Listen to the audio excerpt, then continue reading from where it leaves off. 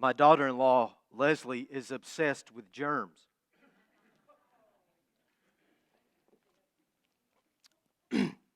Obsessed with keeping germs away from her newborn baby son, my grandson. This is Malachi Adonai Lopez McBrayer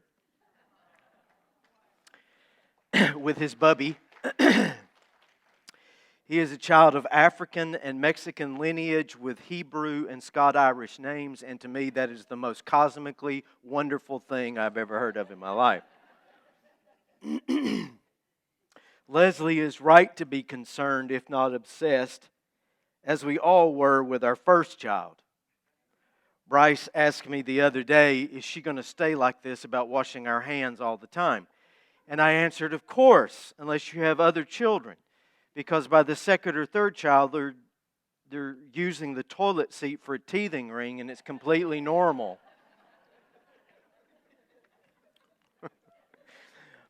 Wash your hands. That's a commandment we all grew up with. After you use the bathroom, before you come to the table, when finished playing with the dogs, these were standard operating procedures around my house. And when I worked in the hospital environment as a chaplain, hand washing became even more important. During a shift, I probably washed or sanitized my hands 50 times a day. And it wasn't for my sake as much as it was for the vulnerable. In the United States, health workers' dirty hands infect about 5% of patients at a cost of $4.5 billion a year. And with the addition of the COVID virus into the plethora of poisons we must all now deal with, cleanliness is more critical than ever. Wash your hands. Here's an image for you. On the left, unwashed hands under specialized ultraviolet light. Every glowing particle you see is a pathogen, a virus, a bacteria, a germ. On the right, those same pair of hands, after only 30 seconds of soap and warm water, or the time it takes to sing the happy birthday song, as kids are taught today. And you should wash your hands. I almost did not invite you to greet your neighbor today based solely on this image right here. And Candy Miller says, thanks be to God. Brace yourself for incoming facts. Your cell phone is consistently 10 times dirtier than your toilet seat.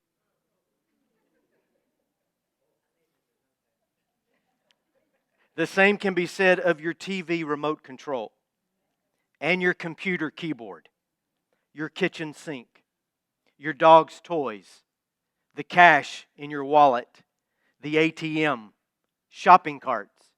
They are all consistently worse than most public bathrooms.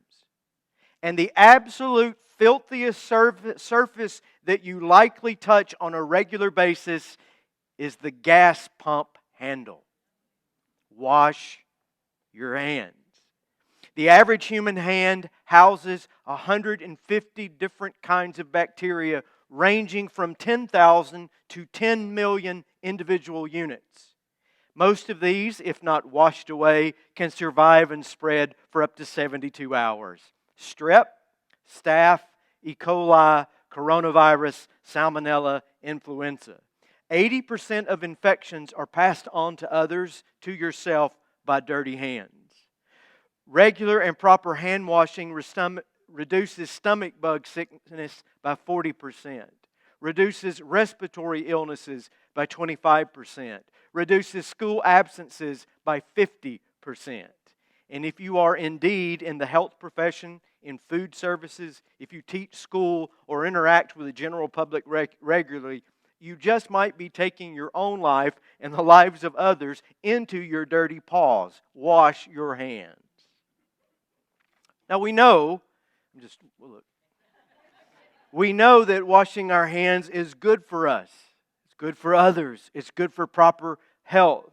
Good for the body. But is hand washing good for the soul? Is it good for your spiritual health? It's a requirement of personal hygiene. Is it a requirement of God? The religious leaders in Jesus' day certainly thought so. The washing of hands was not an institute of public health recommendation. It was a religious requirement as they saw it. Ceremonial washing of hands had nothing to do with personal health. They taught that it had everything to do with properly approaching and pleasing God. These religious leaders were called Pharisees. It means the pious ones, because of how zealous they were in their commitment to tradition and to ritual. And when it came to hand washing, they washed their hands with their fingers pointed upward so that the water would run down their arms and drip off of their elbows. There was no wringing of the hands because that would mix dirty water with clean water. So they washed their hands before they ate and stood till they dried. And then they would wash their hands again with their hands turned downward so that the water would run off of their fingertips. And if they were particularly devout, they would not just do this before the meal, they would do this between every course of the meal. And if you had 10 or 12 of these jokers sitting around a table, it might take 2 or 3 hours to eat dinner because everyone was getting up to wash their hands. And that is what we walk into in Mark chapter 7. This hand-washing ceremony that the Pharisees say that His disciples and Jesus are not keeping that commandment. They're not keeping that tradition. And that was just the beginning. The Old Testament law, the Torah that is contained within the first 5 books of the Old Testament, contains 613 individual commandments. 365 of these are negative. Thou shalt not.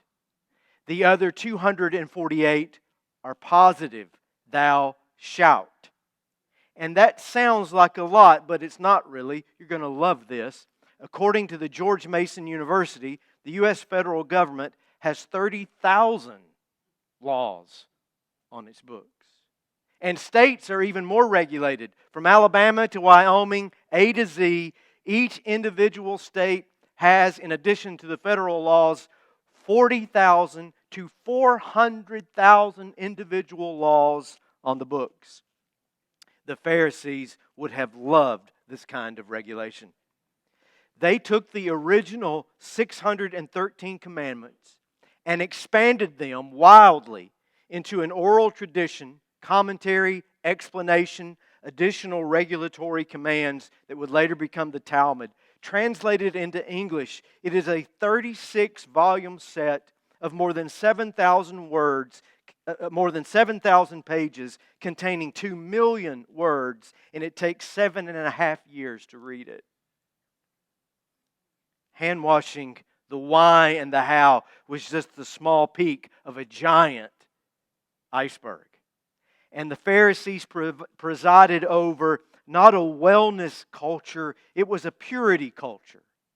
And by that I mean the religious leaders enforced a centralized, authoritative tradition of strict rules, regulations, and expectations. Remain within the boundaries of these rules, and one would remain right with God. Meet or exceed these expectations, and one could meet God's approval. And as it goes with such purity cultures, your continued involvement and acceptance within your community also depended upon you obeying these religious leaders. And that's not unusual, I'm afraid. How often does a religious authority figure become the actual authority figure? How often do human-made regulations get inflated and inflicted as God-given commandments?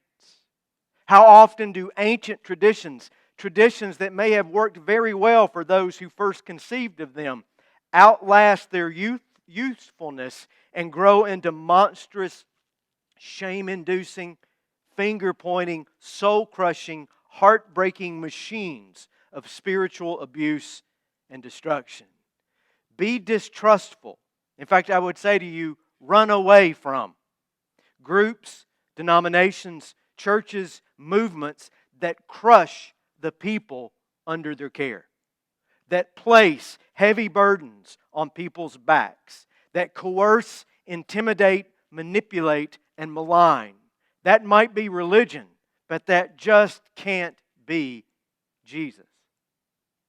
In fact, nothing seemed to anger Jesus more than these crimes of religious and spiritual abuse. Beginning at Mark chapter 7, verse number 5. The Pharisees and teachers of religious law asked Jesus, "Why don't your disciples follow our age-old tradition? They eat without first performing the hand-washing ceremony." Jesus replied, "You hypocrites! Isaiah was right when he prophesied about you, for he wrote, 'These people honor me with their lips, but their hearts are far from me. Their worship is a farce.'" And here it is, "For they teach man-made ideas as commands from God."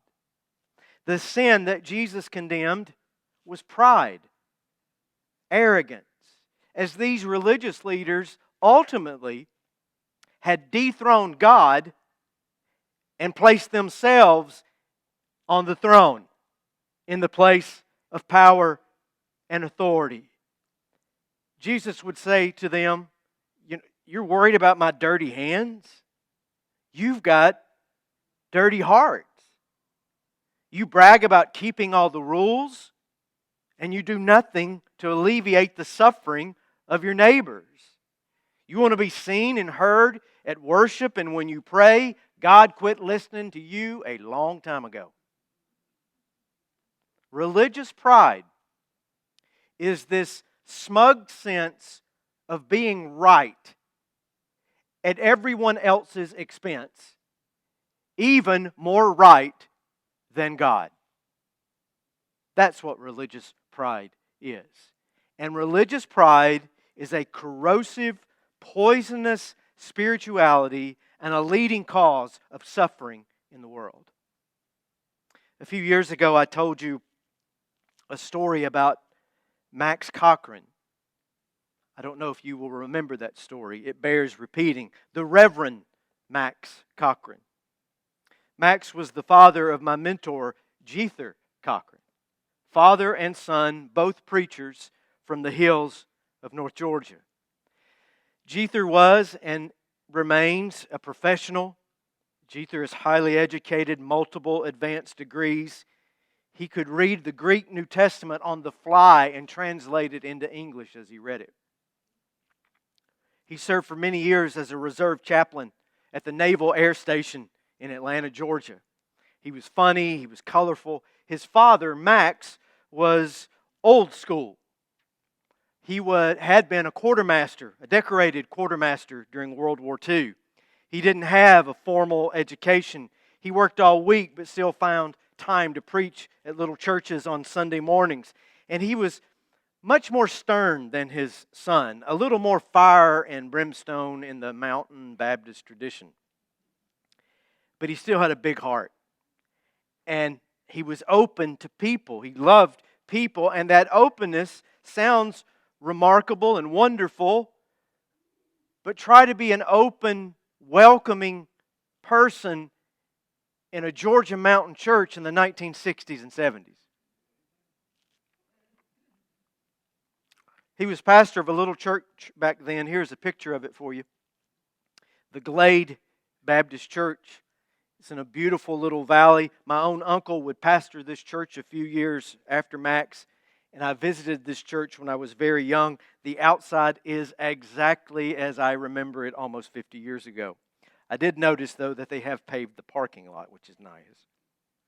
Well, when Max was pastor there, Glade had a big, old-fashioned, knock-down, drag-out church business meeting, a fight, about, you laugh because some of you know exactly what I'm talking about. And they were fighting about who was welcome and who was not. Who could lead and who could not? Who could take communion and who could not? And yes, it did come down to some man-made ideas being taught as the commandments of God. And Max was having none of it. He stood in the breach and he said, whoever believes, they're welcome. And one Sunday morning, and Max was about this tall, red hair.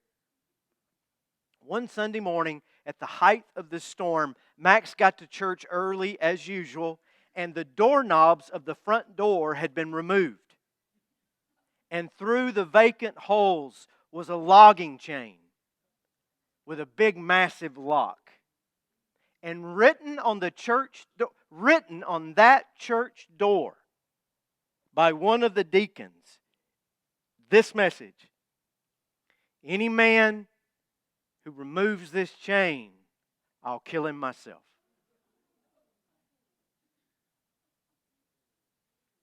Mountain people don't play. Max looked at that, and he went and got back in the car with his wife, Larazelle. What a great name. Ruby Larazelle Cochran. She was a shouting Baptist. He got back in the car. Larazelle said, "What are you going to do?" He said, "I'm going home." He went home, went to his tool shed, got a hacksaw, went back to church. By the time he got back to church, Sunday school was about to start. The porch is filled with people, can't get inside.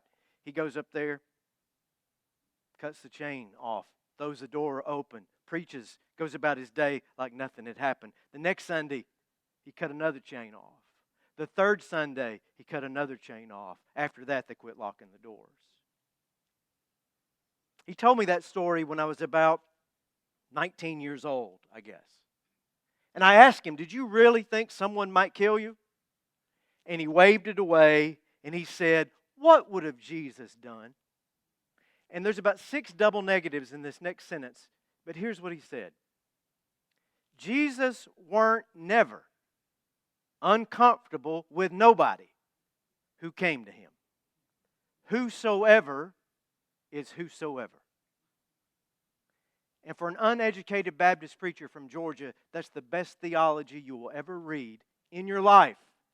Jesus weren't never, say it with me, Jesus uncomfortable with nobody who came to him. Whosoever is whosoever. It's not that Max Cochran had better rules than his opponents on the Glade Folsom Road, the little church in the Wildwood. Max had a better heart. He did. Jesus said the food you put in your body, it's not going to defile you. He was getting right at all this hand washing and this dietary and religious governance of the Pharisees. He was taking on the man-made rules. It can't defile you. It's koinos in the Greek, if I can make Jether proud if he listens later.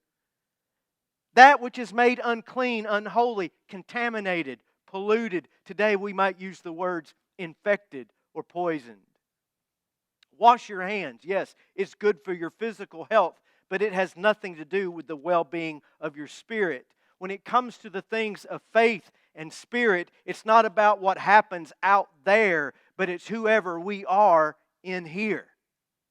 Jesus said, it is what comes from inside that defiles you. For from within, out of a person's heart, comes everything that is evil. Religious rules cannot protect you. Religious rules cannot keep you holy. They really can't even help you. Sure, they might work to get you started, but eventually, sooner or later, external religious behavior management can only keep you caged, withdrawn, fearful, suspicious, and judgmental. It can't set you free. To borrow commentary from the Apostle Paul from Galatians and Colossians, see to it that no one takes you captive through hollow and deceptive philosophy which depends on human tradition.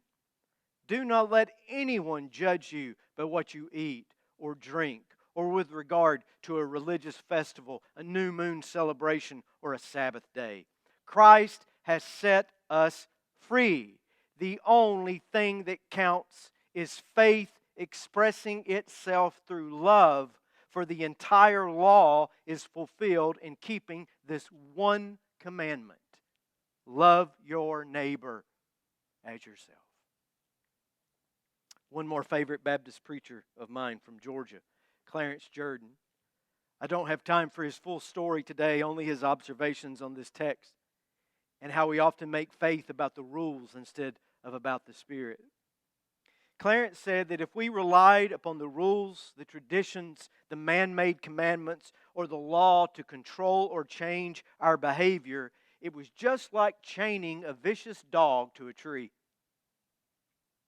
And with a dog chained to the tree, the owner of that dog might say, "You know, my dog is a good dog. He's never bit anybody." And Clarence says, the goodness of the dog is based solely on the strength of that chain. If he ever got loose, if that chain ever broke, it would be a disaster.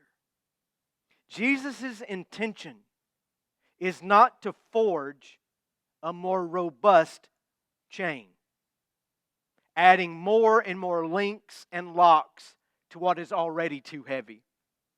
Because Jesus didn't come to imprison us or to have us trade one set of shackles for another.